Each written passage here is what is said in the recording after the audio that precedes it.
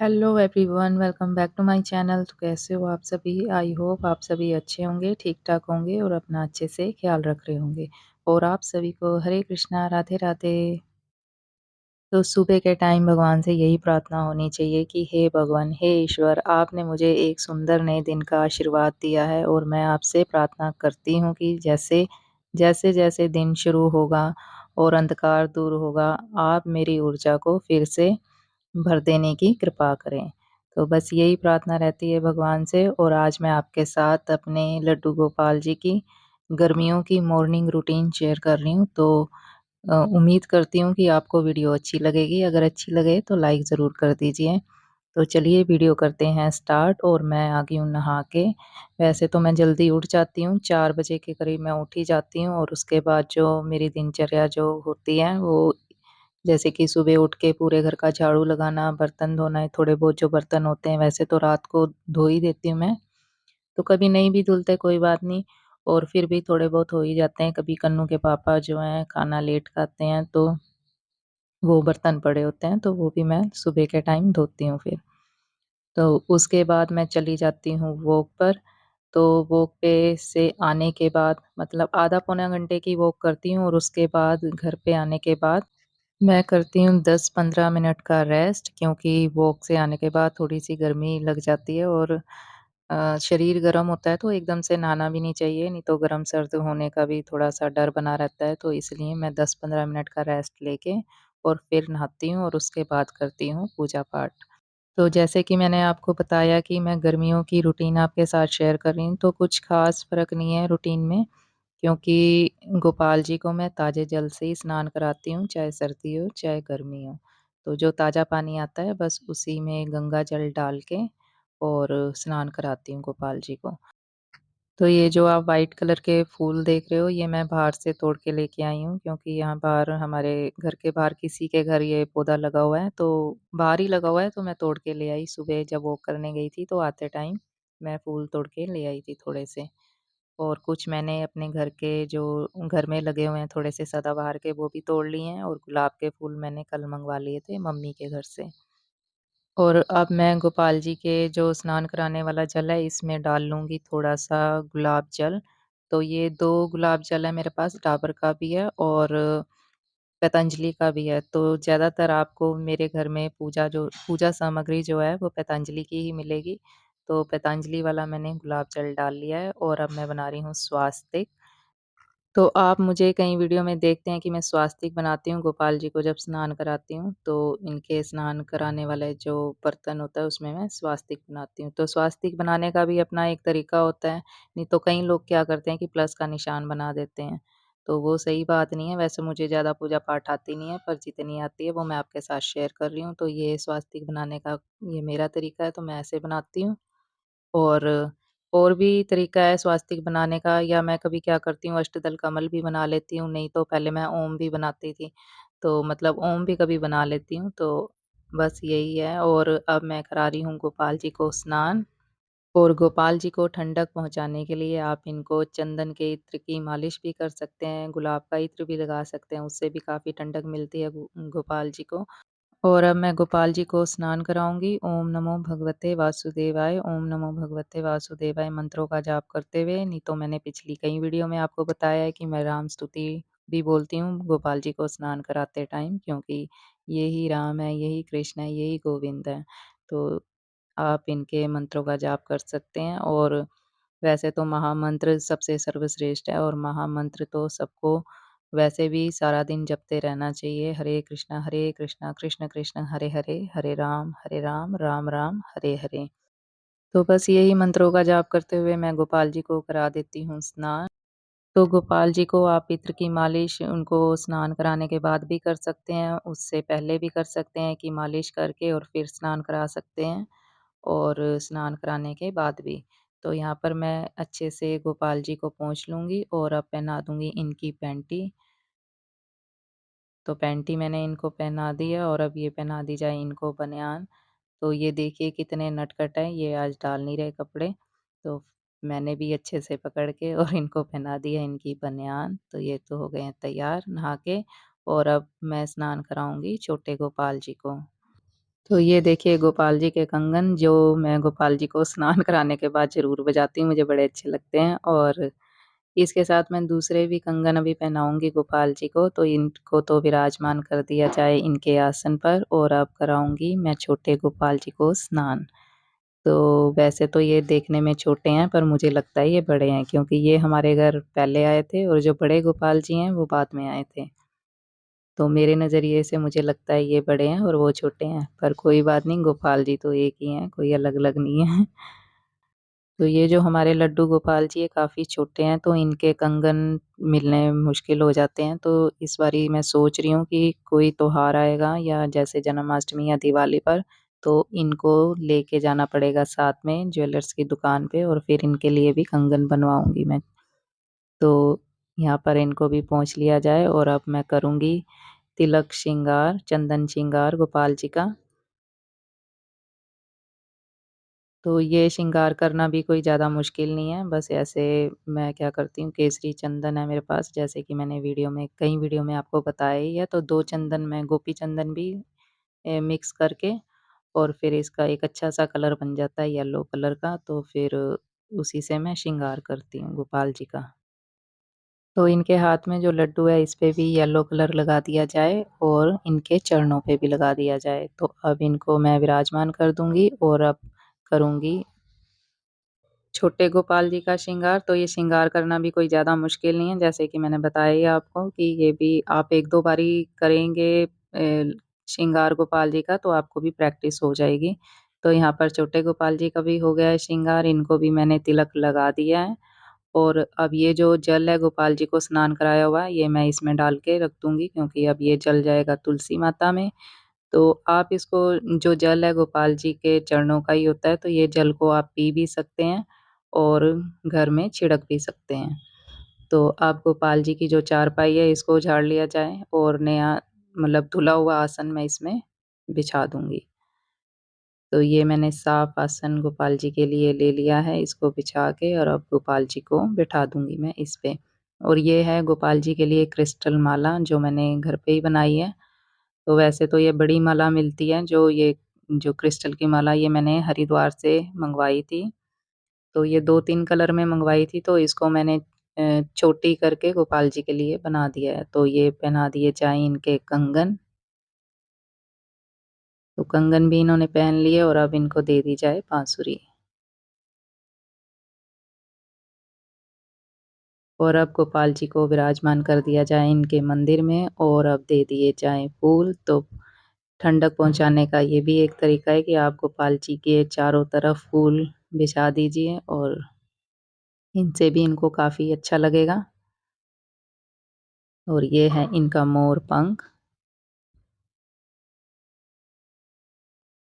तो अब मैं जगा लूँगी धूप बत्ती जैसे कि मैंने आपको बताया ही था हस्बैंड सुबह जोत जगा गए हैं, तो मंदिर में जोत जगी रही है, धूप बत्ती भी जगा गए थे जो कि उठाते टाइम मुझसे ये गिर गई थी अभी। तो अब मैं कर लूँगी गणपति जी की पूजा और ये जो तिलकदानी देख रहे हैं आप इसमें मैं डालूँगी थोड़ा-सा गंगा जल, तो गंगा जल भी हमारा ख़त्म होने वाला है, थोड़ा-सा ही पड़ा हुआ है, तो देखते हैं कब जाते हैं हरिद्वार से फिर गंगा जल भी लेके आना पड़ेगा हमारे को गोपाल जी के लिए क्योंकि उनको स्नान कराना होता है, तो गंगा जल तो चाहिए ही है।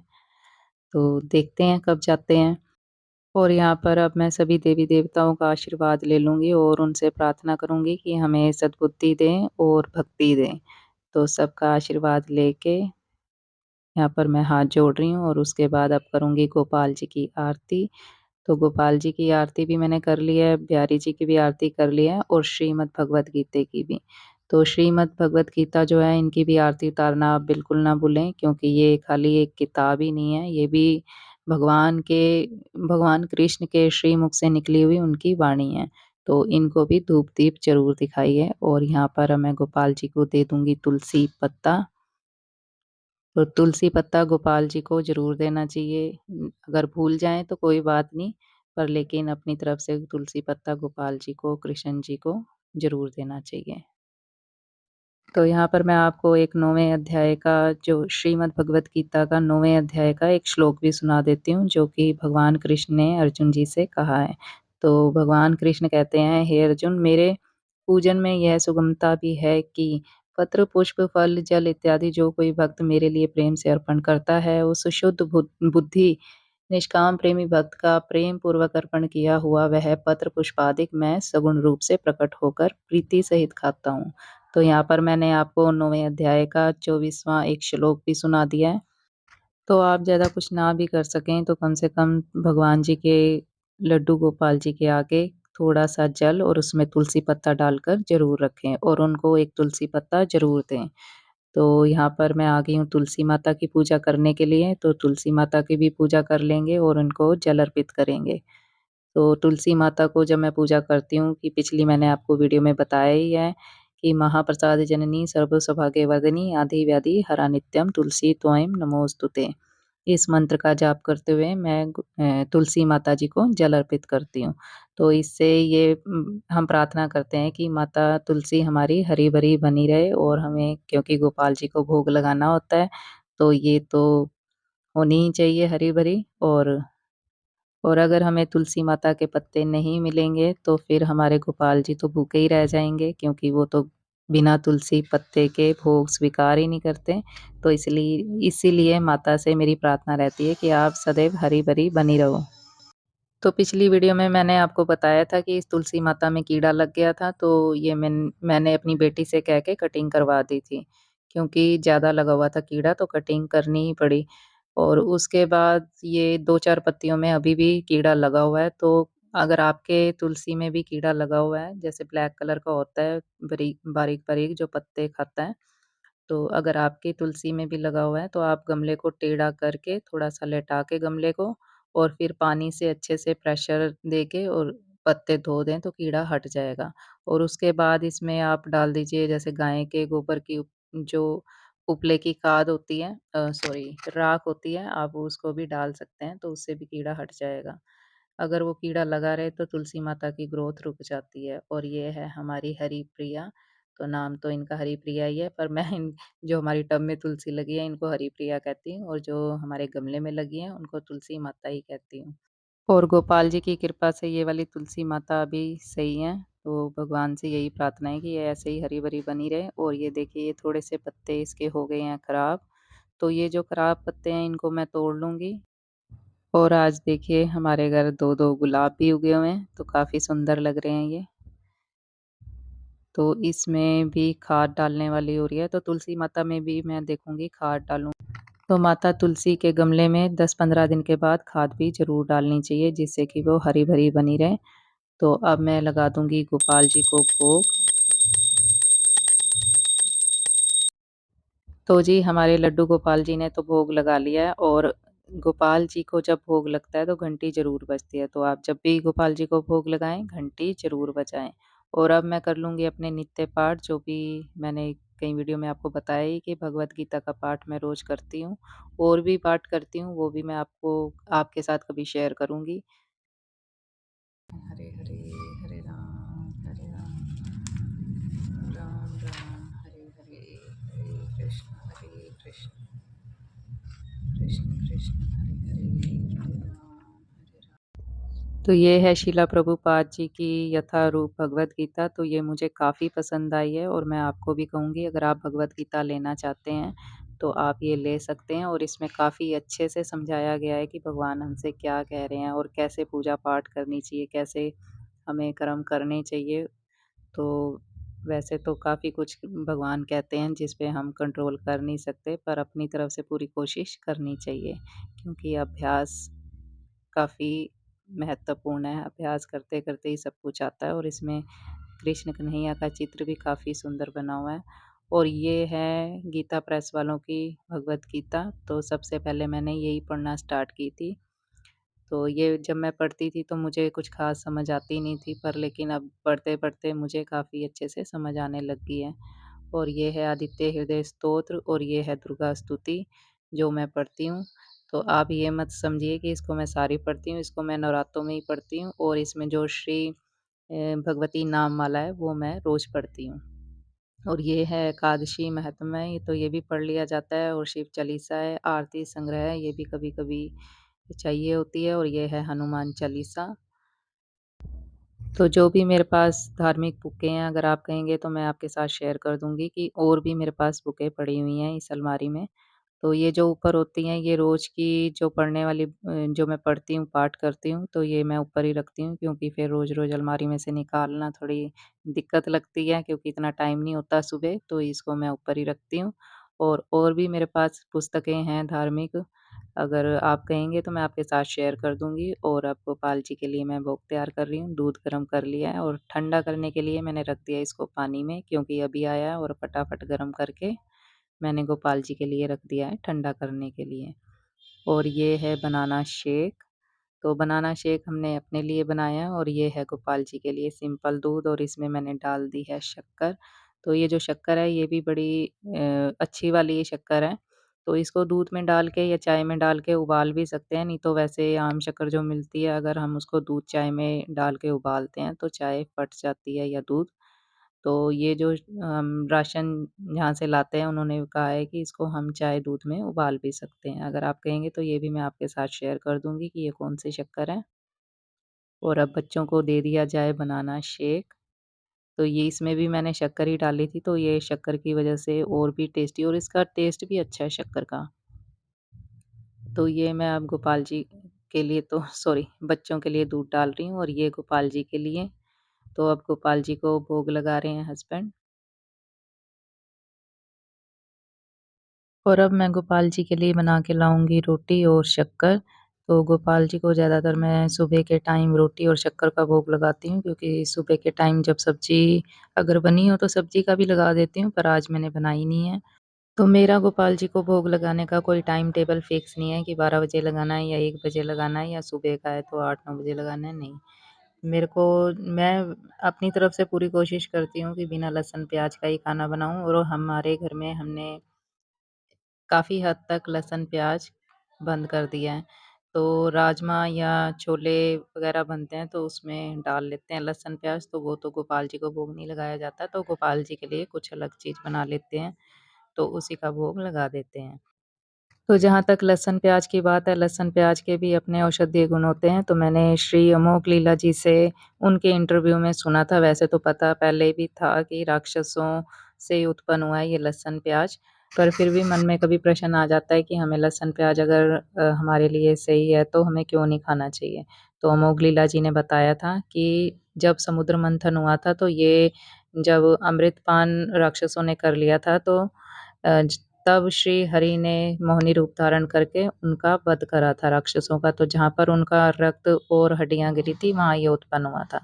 तो बेनिफिट इसलिए हैं क्योंकि राक्षस थे शक्तिशाली, पर लेकिन राक्षसों का मन होता है खराब और हमारी भक्ति में विघ्न पड़ता है और इससे मोह भी उत्पन्न होता है लहसुन प्याज़ खाने से। तो इसलिए हमारी भक्ति में विघ्न ना पड़े, तो हमें लहसुन प्याज़ छोड़ने की पूरी कोशिश करनी चाहिए। और मैंने तो काफ़ी टाइम से बंद कर दिया लहसुन प्याज़ खाना, पर लेकिन अभी घर में फिर भी कभी-कभी डल ही जाता है जब राजमा या छोले बनते हैं, तो वो भी श्री हरि की कृपा रही तो छूट जाएगा। तो बस यहीं तक थी आज की ये वीडियो, अगर अच्छी लगी हो तो लाइक ज़रूर कर दीजिए। हरे कृष्णा।